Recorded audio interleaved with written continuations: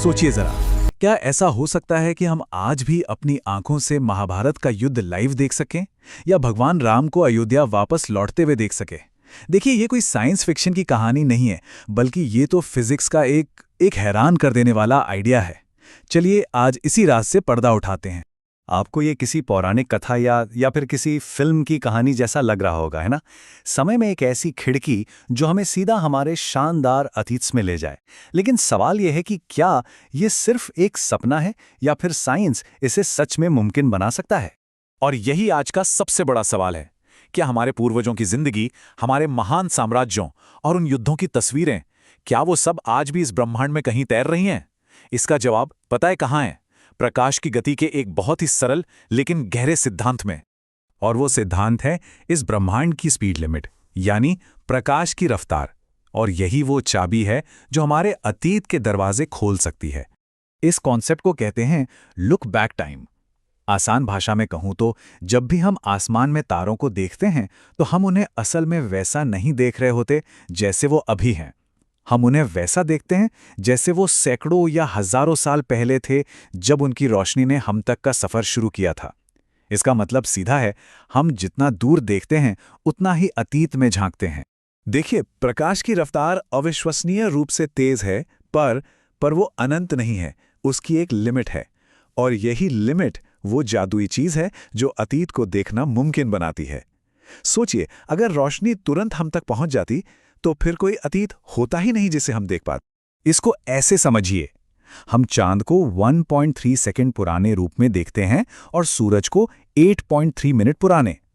लेकिन जरा सोचिए, अगर हम 350 प्रकाश वर्ष दूर चले जाएं, तो हम छत्रपति शिवाजी महाराज को रायगढ़ किले में रणनीति बनाते हुए देख सकते हैं। और अगर हम हजारों प्रकाश वर्ष दूर चले जाएं, तो रामायण और महाभारत का युग हमारी आंखों के सामने होगा। तो ठीक है, थ्योरी तो एकदम सीधी लगती है, 5000 प्रकाश वर्ष दूर जाओ और महाभारत का युद्ध देखो। लेकिन इसे देखने के लिए हमें कैसा टेलीस्कोप चाहिए होगा? यहीं से असली चुनौती शुरू होती है। और यहां आती है पहली और शायद सबसे बड़ी मुश्किल। धरती से आती उस हल्की सी रोशनी को पकड़ने के लिए हमें एक ऐसे टेलीस्कोप की जरूरत होगी जो हमारे पूरे सोलर सिस्टम जितना बड़ा हो। ऐसा कुछ बनाना हमारी आज की तकनीक के लिए तो नामुमकिन है। लेकिन कहानी में यहाँ एक बहुत दिलचस्प मोड़ आता है। क्या हो अगर हमें इतना बड़ा टेलीस्कोप बनाने की जरूरत ही ना पड़े? क्या हो अगर ये ब्रह्मांड खुद ही हमें एक लेंस दे दे? इसे कहते हैं ग्रेविटेशनल लेंसिंग। आइंस्टीन ने हमें बताया था कि बहुत बड़ी चीजें जैसे तारे और गैलेक्सीज अपने आसपास के स्पेस को मोड़ देती हैं, और जब रोशनी इस मुड़े हुए स्पेस से गुजरती है तो वो भी मुड़ जाती हैं, बिल्कुल एक मैग्नीफाइंग ग्लास की तरह। ये प्रकृति का अपना टेलीस्कोप है। जरा देखिए कैसे बीच में मौजूद गैलेक्सी का गुरुत्वाकर्षण पीछे से आ रही रोशनी को मोड़ रहा है। ये रोशनी को एक जगह पर फोकस करता है, जिससे दूर की चीजें ज्यादा साफ और बड़ी दिखती हैं। और पता है, एस्ट्रोनॉमर्स असल में इस तकनीक का इस्तेमाल ब्रह्मांड के रहस्यों को जानने के लिए करते हैं। तो आइडिया यह है कि हम अपने सूरज को ही एक बहुत बड़े लेंस की तरह इस्तेमाल कर सकते हैं।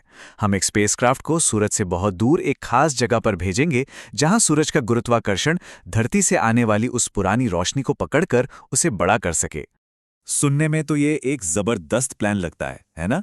लेकिन अब वक्त है असलियत का सामना करने का। विज्ञान हमें रास्ता तो दिखाता है, पर यह रास्ता कांटों से भरा हुआ है। ये एक लाइन सब कुछ कह देती है, यानी थ्योरी में तो ये मुमकिन है, लेकिन असल में इसे कर पाना लगभग नामुमकिन, चुनौतियों से भरा है। तो क्या हैं ये मुश्किलें? देखिए, सबसे पहले तो सूरज की अपनी ही चमक इतनी ज्यादा है कि धरती से आने वाली वो बेहद हल्की रोशनी उसी में खो जाएगी। दूसरा, ग्रेविटेशनल लेंस से मिली तस्वीर धुंधली और बिगड़ी हुई होती है, एकदम साफ नहीं। और फिर अरबों किलोमीटर के सफर में सिग्नल वैसे ही बहुत कमजोर हो जाता है।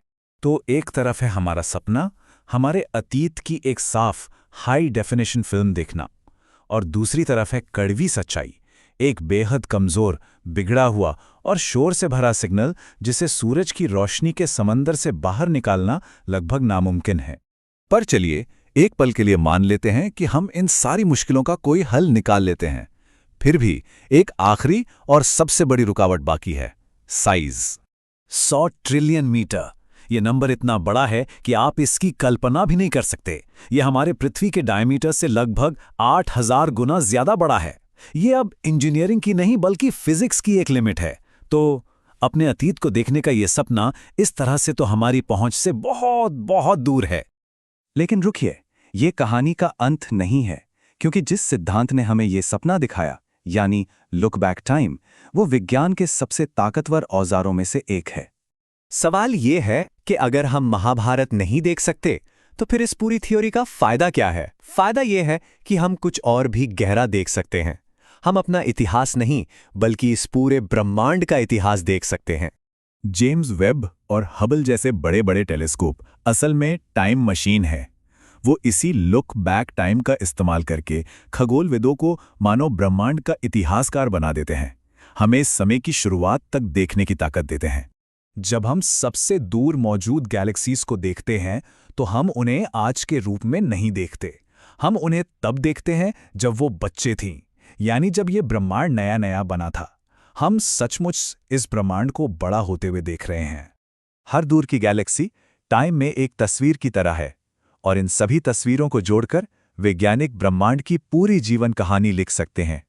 बिग बैंग से लेकर आज तक ये ब्रह्मांड की सबसे बड़ी पुरातात्विक खुदाई है।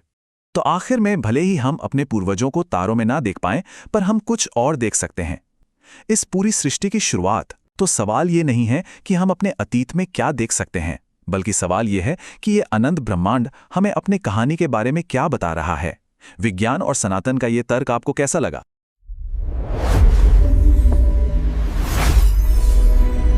Enjoyed the logic? Subscribe for more epic explanations. Comment what we should explain next.